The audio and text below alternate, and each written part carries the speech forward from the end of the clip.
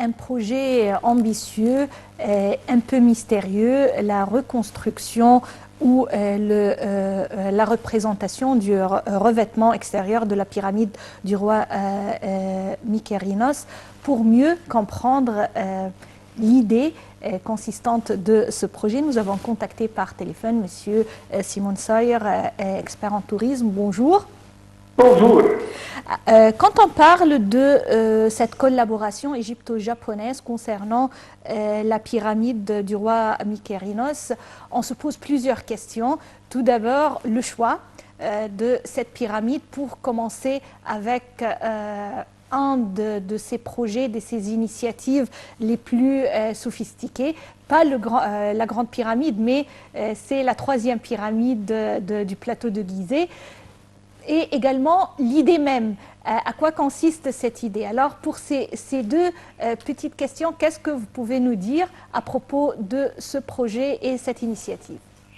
Alors déjà, la pyramide de Mykérinos, qui est bien sûr la plus petite des trois pyramides du plateau de Gizeh et qui n'a que 63 mètres hauteur par rapport aux deux autres, 137 et 147, mais quand même, elle fait part des 7 merveilles du monde. Le complexe des pyramides de Gizeh, c'est une célébrité mondiale. Alors oui, elle paraît la plus petite, mais elle est une des 7 merveilles du monde dans son contexte du plateau de Gizeh. Alors, elle fait part aussi bien d'un complexe funéraire, un des plus célèbres et des plus connus de l'Égypte, car ça c'est un grand chantier royal qui a été édifié pendant cette période et qui se caractérise par tous les éléments d'un complexe pyramidal égyptien qui inclut le temple du culte du roi défunt, qui inclut qui se trouve à la face est du pyramide. Il y a aussi bien le temple bas et le temple de la vallée. Il y a la chaussée qui fait 600 mètres de longueur et qui était dans le temps couverte et parfaitement, elle a été bien travaillée et c'est un exemple des chaussées des pyramides comme à l'exemple de Khéops et Mykérinos. Alors déjà, Mykérinos, c'est une nécropole qui possède plein d'autres tombes et on peut dire que ça c'est une beauté et une merveille pour sa superstructure. Et pour cette superstructure qui se trouve pour cette pyramide, le projet a eu lieu pour remettre une deuxième fois ces blocs de granit qui sont originaux, qui ont été réalisés par le roi Mykérinos lui-même. Je sais très bien qu'en France, il y a une très grande critique pour ce projet, qui est magnifique et fabuleux. Et ici, c'est très important de continuer dans cette procédure. C'est une opération qui permettra de voir pour la première fois la pyramide de Mykérinos telle qu'elle a été construite par les anciens Égyptiens. Oui. Et ça, c'est un très beau projet qui prend son actualité en Égypte. C'est vrai que le projet va créer de l'endroit un chantier qui va durer 3 ans, mais aussi bien qu'il faut bien savoir et qu'il faut rappeler le monde entier que quand elle a été construite, ça a duré quand même des décennies. Alors, à l'origine, Mykérinos, il a recouvert sa pyramide de granit et avec le temps, ce granit, il a disparu, tombé et disparu, il y a les deux. Et ce projet consiste non pas seulement une rénovation, mais c'est une grande mission qui va être dirigée pour rendre l'apparence initiale. Et d'ici que le ministère de l'Antiquité égyptienne, il a posté sa vidéo qui montre le travail qui se fait pour aligner les blocs de granit sur la base de la pyramide de Mykérinos. Et la moins haute, elle est des 3 pyramides, oui, bien sûr, mais le projet, on peut dire, c'est un cadeau égyptien pour la culture du monde entier. Et d'ici vient notre réponse pour le débat sur ce sujet. Alors, nous, en tant que travail, on exprime une joie extraordinaire pour ce projet qui a été lancé. Il est très bien qualifié. Il va contribuer pour rendre la zone des pyramides non pas un endroit qui nécessite de la restauration, mais un endroit restauré. Au lieu que les blocs soient par terre par un effet de tremblement de terre et du temps, on est en train de remettre les choses à sa place, ce qui conserve le projet initial que le roi a déjà réalisé. Et bien sûr, toujours, on doit se défendre contre les conditions de la nature. On doit toujours nettoyer nos blocs, remettre nos blocs, faire une mise en place. Suivre les lieux au lieu qu'elles se dégradent est une grande responsabilité et une grande marche égyptienne, non pas seulement pour la pyramide de Mykérinos, mais nous, on est en train de réaliser ça depuis un gros moment sur tous les sites égyptiens. Vous savez bien qu'à Saqqara, on a fait des travaux de restauration. À Khéops, on a déjà réalisé les zones islamiques, comme le Vieux-Caire, on a déjà travaillé. Le quartier copte, beaucoup de travaux. Aujourd'hui, on travaille beaucoup sur la zone d'Infostat.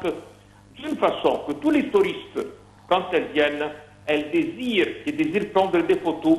Elles peuvent de nouveau avoir des photos réelles par rapport au temps que ces projets ont eu lieu en Égypte. Oui. Monsieur Simon Saïr, l'idée c'est de revêtir la pyramide telle qu'elle était à l'époque de l'Égypte ancienne. Comment est-ce que c'est possible de savoir exactement comment ce qu'elle était à l'époque de l'Égypte ancienne? Quels sont ces documents? Ou est-ce que ces documents existent? Alors, la pyramide elle-même, elle avait 16 rangées de blocs de granit selon l'étude qui a été réalisée. 7 parmi lesquels se trouvent sur le sol même et les autres ont disparu. Quand on parle des pierres en disparition, c'est tout à fait normal pour tous les sites archéologiques antiques, car les générations qui sont venues après certains travaux se sont servis des précédents en tant qu'une carrière de roches, de pierres, de granit, de calcaire et autres. Alors, démolir, prendre les objets pour faire autre chose, tout le monde l'a fait. Vous savez très bien que la citadelle de Saladin, elle a été faite avec des pierres, des temples qui ont été pour le culte solaire. Et on trouve encore les inscriptions en hiéroglyphes et tous les dessins à l'intérieur de la citadelle. Alors, toujours, on prend les pierres des précédents. Nous, aujourd'hui, on ne va pas défaire un site pour faire un autre. Non. On va uniquement travailler sur les pierres qui sont tombées de la pyramide, sous la pyramide, pour savoir à travers les logiciels où est-ce qu'elles doivent être placées et faire de notre mieux pour qu'elles soient parfaitement bien placées à l'endroit original. Et tout cela se fait par des logiciels qui sont très capables de travailler en 3 dimensions pour faire une perfection. Et les Japonais, heureusement, on travaille et non pas une autre nationalité, car c'est eux qui ont les logiciels développés pour ce projet. Et de là que le reste du monde est étonné du projet, vu que personne n'est arrivé à ces logiciels et ce savoir-faire pour atteindre cette perfection. Oui, Monsieur Saïr, également, puisque vous l'avez mentionné, le côté japonais, de ce que je comprends, il existe plusieurs écoles de restauration internationales connues. Il y a le courant allemand, si je me rappelle, les japonais et également les français. Les japonais, ils ont un esprit tout à fait différent de l'esprit européen en ce qui concerne la reconstruction et la restauration des monuments. Et on le voit également à travers les ateliers, quelques ateliers qui ont été établis et construits dans le Grand Musée du Caire. À quoi est le principe, quel est le principe de la restauration japonaise qui sera convenable cette fois-ci pour la reconstruction ou le revêtement de la pyramide de Mykérinos? Effectivement, les Japonais, ils ont une technique spéciale. Oui. Chaque nationalité a son école. Je vous donne quelques exemples. Par exemple, les Polonais ont très bien travaillé et travaillent toujours sur le temple de la reine Hatshepsut.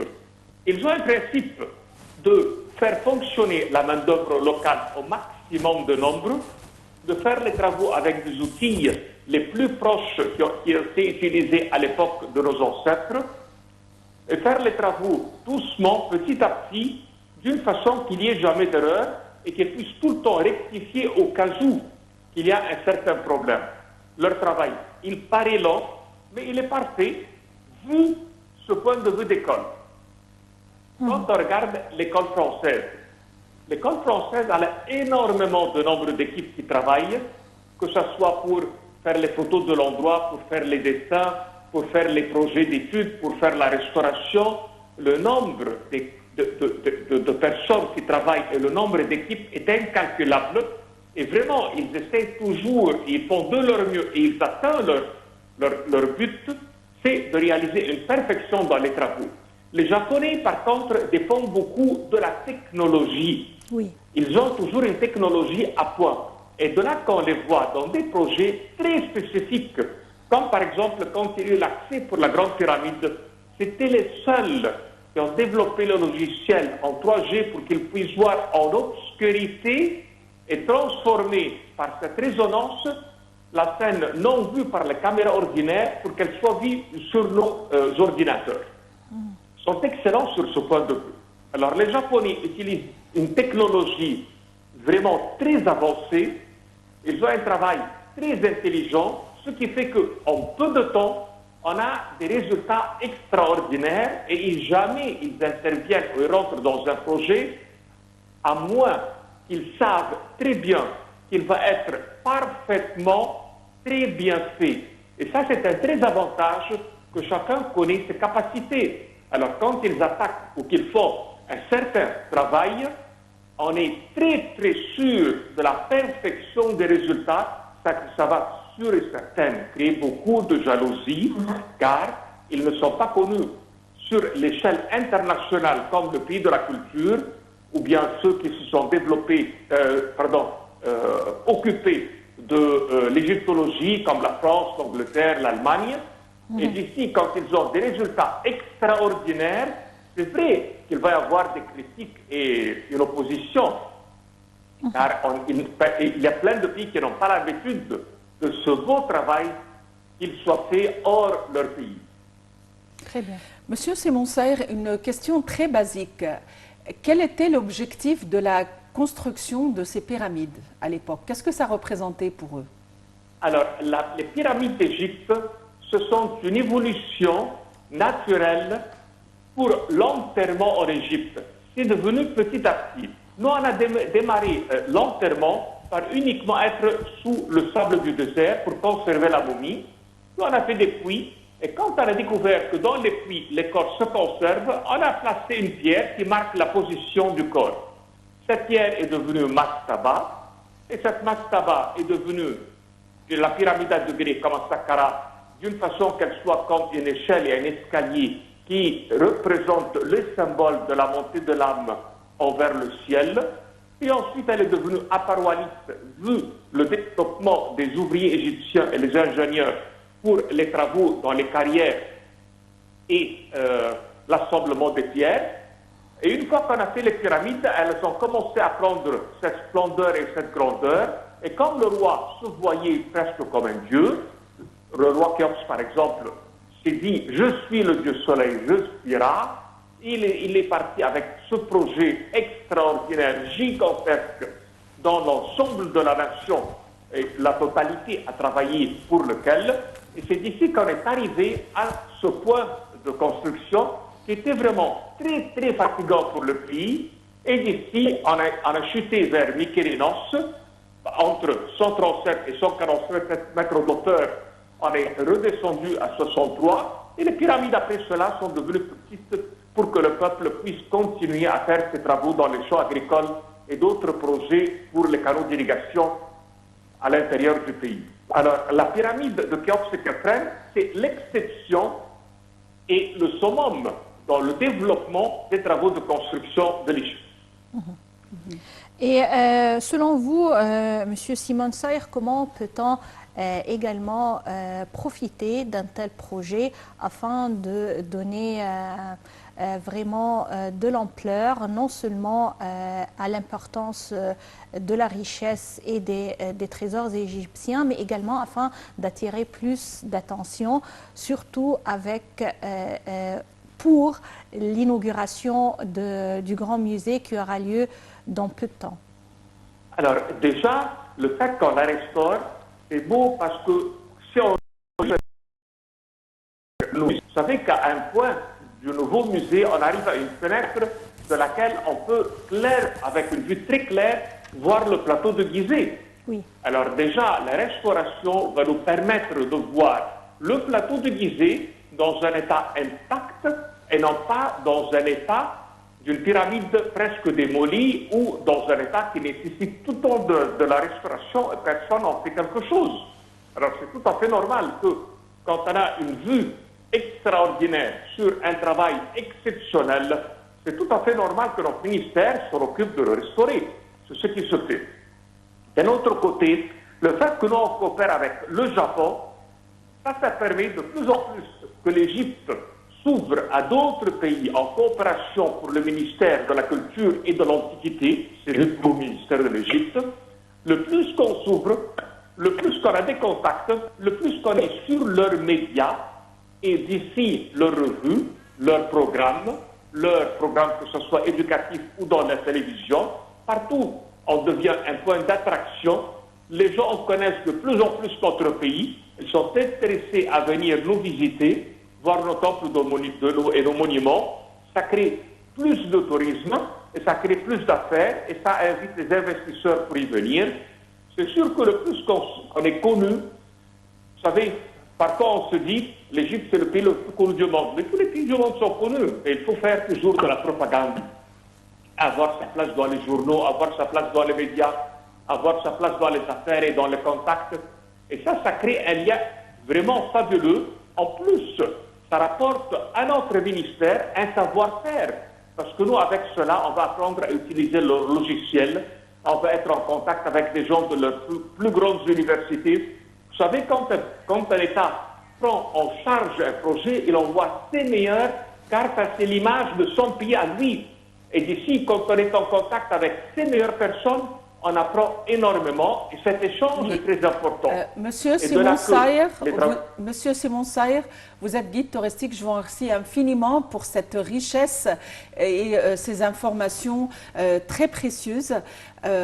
Évidemment, une autre question doit se poser. Il faut se poser les bonnes questions. Aujourd'hui, avec cette technologie incroyable et cette intelligence artificielle incroyable, il s'agit là d'un travail colossal conjoint entre l'Égypte et le Japon. Et cependant, il y a quand même beaucoup de recherches, beaucoup d'efforts déployés et beaucoup d'études. Qu'en est-il à l'époque de l'Égypte ancienne? Comment est-ce qu'ils ont réussi à construire ces pyramides sans toute cette technologie, tout cet équipement? Ça reste toujours une énigme, un mystère. Et espérons qu'un jour on puisse parvenir à une telle réponse. Mona, il est temps de remercier nos amis.